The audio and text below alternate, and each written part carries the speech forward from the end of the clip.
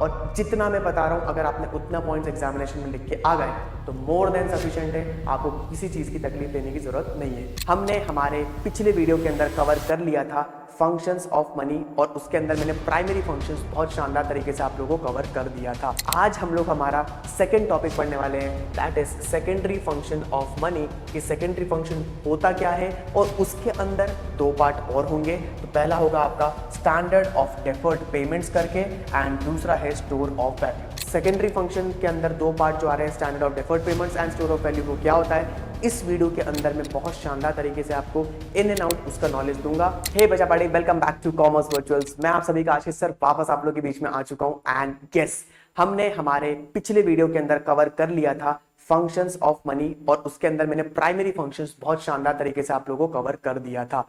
तो मेरा एक ही कर्तव्य बनता है कि एक कंप्लीट इस वीडियो को भी खत्म कर दूं कि यस आज हम लोग हमारा सेकंड टॉपिक पढ़ने वाले हैं, that is secondary function of money. कि सेकेंडरी फंक्शन होता क्या है और उसके अंदर दो पार्ट और होंगे। तो पहला होगा आपका स्टैंडर्ड ऑफ डेफर्ड पेमेंट्स करके एंड दूसरा है स्टोर ऑफ वैल्यू।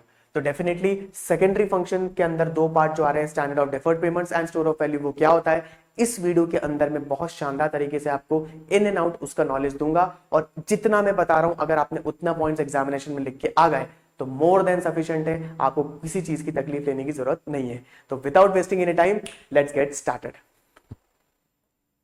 तो ध्यान से देखो बेटा, सेकेंडरी फंक्शन, पहले ये चीज समझना सेकेंडरी फंक्शन होता क्या है। अपन ने प्राइमरी समझ के पूरा अच्छे से पढ़ लिया और अगर नहीं आया तो प्लीज आप उस पहले वीडियो को देखकर आओ, उसके बाद आप सेकेंडरी फंक्शन को समझना, ठीक है। तो देखो सेकेंडरी फंक्शन सीधा सा बोलना चाहता है कि these functions refers to the supplementary function to the primary function. क्या होता है सप्लीमेंट्री फंक्शन?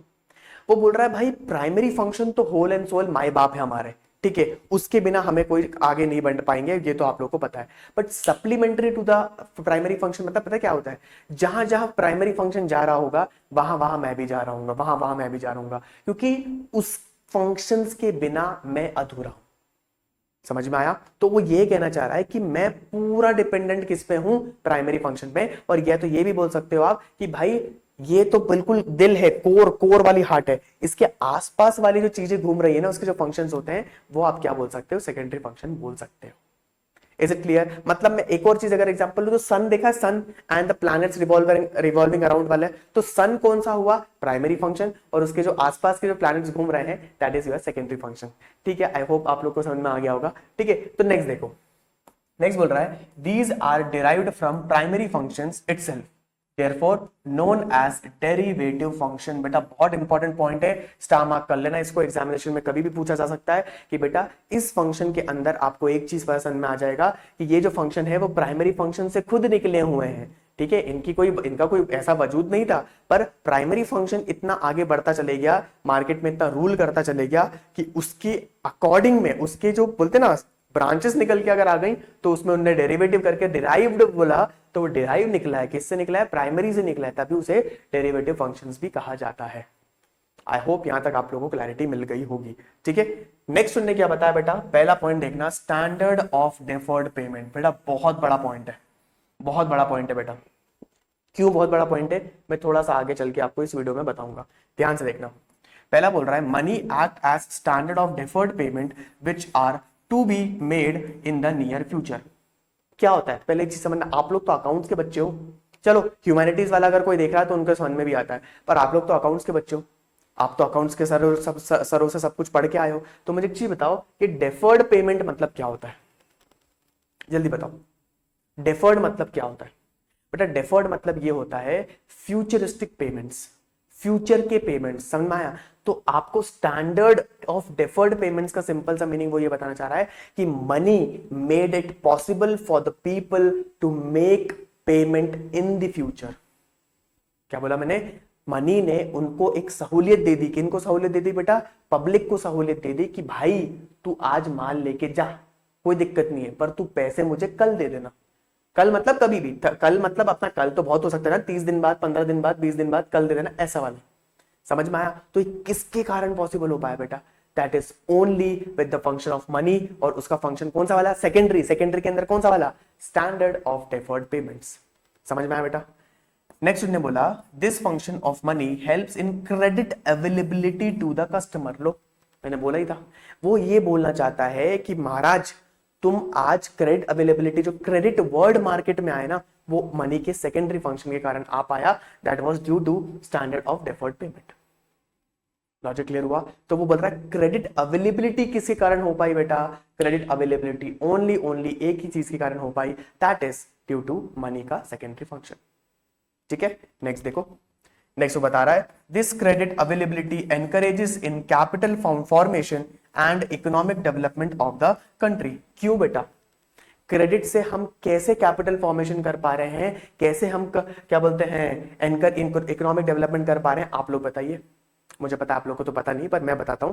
क्रेडिट के कारण बेटा एक चीज ध्यान रखना, लोग बिजनेस उधार पे माल लेके आ गए, लोन ले लिया उनने बैंक से, तो जैसी लोन लिया और उनने अपना गुड्स करना चालू करा मैन्युफैक्चर, जैसी गुड्स एंड सर्विसेज मैन्युफैक्चर करना चालू करा, तो बेटा एक चीज समझ जाना, उनने उसके कारण पता है क्या इंपैक्ट डाला?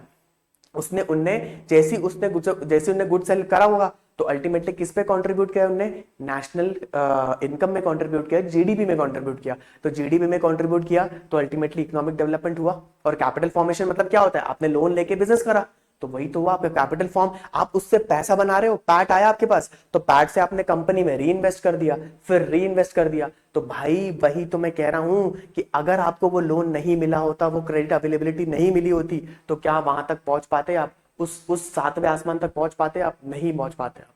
समझ में आया? क्या आप देश में कंट्रीब्यूट कर पाते? आप नहीं कर पाते आप। लॉजिक क्लियर हुआ? So that's why this function is very crucial. Next उन्होंने बताया this function has simplified borrowings and blendings which resulted in the creation of financial institution। बेटा बहुत स्टार मार्क पॉइंट है। एक चीज ध्यान रखना कि मात्र इस एक फंक्शन ऑफ मनी के कारण हमने हमारा बैंकिंग को इवैल्यूएट कर दिया और बैंकिंग चैप्टर मार्केट में आ गया। क्यों? क्योंकि उधार कौन देता है बेटा मार्केट में? फाइनेंशियल इंस्टीट्यूशंस कौन होते हैं? That is the one and only banking institutions. और बैंकिंग इंस्टीट्यूशंस का मेन फंडा ही क्या है? उधार, लोन, बोरोइंग, लेंडिंग। समझ में आया? तो किसके कारण हो पाया? सिर्फ एक स्टार मार्क वाले फंक्शन के कारण हो पाया, that was standard of deferred payments. मतलब सोचो इस फंक्शन के कारण बैंकिंग सेक्टर का जन्म हो गया, आप ये कह सकते हो। फंडा क्लियर हुआ? So this is one of the most important aspect of this point, and ये आपको मैंने बहुत अच्छे से क्लियर कर दिया है। अगर स्टिल कोई डाउट रहता है तो कमेंट बॉक्स में मुझसे पूछ सकते हो, I will definitely reply you back. Okay guys, next देखो। नेक्स्ट बेटा बहुत सेकंड लास्ट इंपॉर्टेंट पॉइंट है इसका, स्टोर ऑफ वैल्यू। इसको एसेट फंक्शन ऑफ मनी भी कहा जाता है बेटा, इसको प्लीज स्टार मार्क कर लेना। ठीक है, एग्जामिनेशन में कई बार पूछ सकता है कि स्टोर ऑफ वैल्यू का अदर नेम क्या है? एसेट फंक्शन ऑफ मनी भी कहा जाता है। ध्यान से देखो वो क्या बोलना चाह रहा है।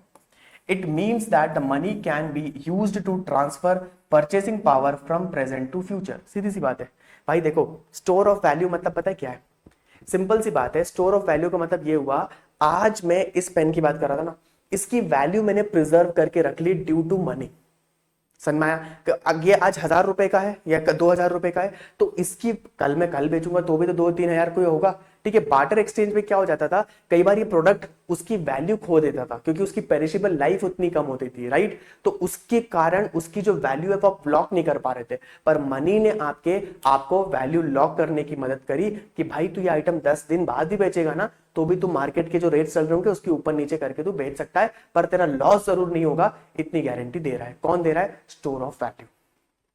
नेक्स्ट देखना, money is a way to store wealth. सीधी सी बात है, मनी आप क्या कर रहे हो? आप मनी के थ्रू आप अपना जो वेल्थ है उसको स्टोर कर पा रहे हो। ठीक है, नेक्स्ट ने बताया money provides security to individuals और business to meet unpredictability, contingencies and future bad debts. सीधी सी बात है भाई, आज मेरे पास अगर जेब में पैसा है तो कल मेरे साथ कुछ भी ऊपर नीचे अगर हुआ तो मैं सारी चीजों को बेयर कर पाऊंगा और मैं अपनी जो ताकत है उसको प्रिजर्व करके रख सकता हूं जस्ट बिकॉज ऑफ मनी। समझ में आया? मेरे पास आज जेब में 1 लाख रुपए हैं तो 1 लाख रुपए से मैं कुछ भी उठा पटक कर सकता हूं, कल अगर फ्यूचर कंटिजेंसी भी आई तो भी मैं उसके लिए प्रिपेयर्ड रह सकता हूं। क्यों रह पाया? क्योंकि मैंने मनी को स्टोर करके रखा हुआ था, उसकी वैल्यू स्टोर करके रखी हुई थी। दैट्स व्हाई मैं वो सारी चीजें फ्यूचर अनकंटिजेंसीज को तरीके से उसको हैंडल कर पाया। फंडा क्लियर है? नेक्स्ट देखिए, नेक्स्ट ने बताया money has a fractional denomination ranging from ₹1 to 500। Obviously आप लोग को पता है 1 रुपए का कॉइन होता है, 2 रुपए का होता है, 5 का होता है, 10 का होता है, एंड 20 का होता है, 50 का होता है, 100 का होता है, 200 का होता है, 500 का होता है। 1000 रुपए 2000 के तो अपने बंद ही कर दिए थे आफ्टर डिमोनेटाइजेशन। तो यस, इनके पर्सपेक्टिव से ये अपना फ्रैक्शनल डिनोमिनेशन है और उसके बेसिस में इन डिनोमिनेशंस में आप ट्रांजैक्शन कंप्लीट कर सकते हो इन दी मार्केट। करेक्ट है गाइस। नेक्स्ट था money is easily portable and general accepted by everyone. सीधी सी बात है, पोर्टेबल मतलब क्या हुआ, जेब में रखा, इधर से उधर लेके चले गए, कोई तकलीफ नहीं। जेब में अपन कहाँ कहाँ, इधर जेब के अंदर रख लिया, पॉकेट में रख लिया, पर्स में रख लिया, व्हाट्सएवर, जहां जहां आप रख सकते हो मनी को, कहीं भी रख सकते हो, कोई दिक्कत नहीं है। इजिली पोर्टेबल है from one place to another. And दूसरा है जनरल एक्सेप्टेबिलिटी, भाई हर कोई एक्सेप्ट करेगा। फ्री का नोट मार्केट में रास्ते में पड़ा हुआ दिखा, अपन जाके टूट पड़ते हैं उसमें, है कि नहीं। तो बस वो वाली बात है, तो ये उसकी जनरल एक्सेप्टेबिलिटी करता है। फंडा क्लियर हो गया गाइस। तो आई होप यहां तक आपको सेकेंडरी फंक्शन भी बहुत शानदार तरीके से मैंने आप लोगों को बताया। सेकेंडरी फंक्शन का पहला पार्ट क्या था, standard of deferred payment, and दूसरा था स्टोर ऑफ वैल्यू। अगर स्टिल आपको कोई डाउट रहता है तो you can reach out to me in the comment section, definitely I will revert you back for that same. ठीक है, till that time keep on revising the concept, see you in the next class, till that time take care, good bye.